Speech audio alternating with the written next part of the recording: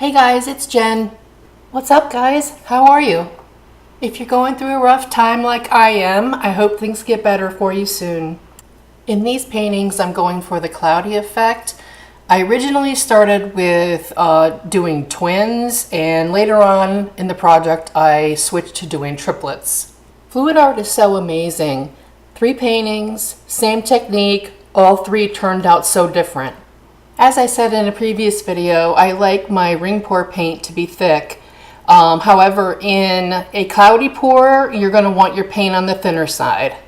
Paint consistency is probably one of the most difficult things to sort out with fluid art. It is really a double-edged sword. Too thick, too thin, you won't get the effects that you're looking for.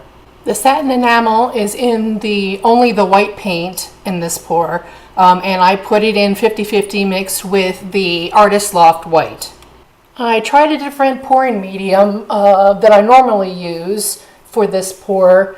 I did 80% floetrol, 10% glue wall, and 10% golden color gloss.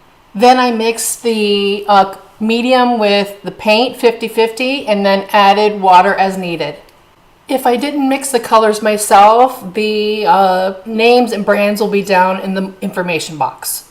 The canvas on the right, I ended up scraping and starting over because I did not like the way the gold was sitting in the middle. For 2 of these paintings, I layered my paint in my container the same way. One of them I layered different. Which one do you think is the different one? And in closing, thank you so much for watching. Please subscribe if you haven't already.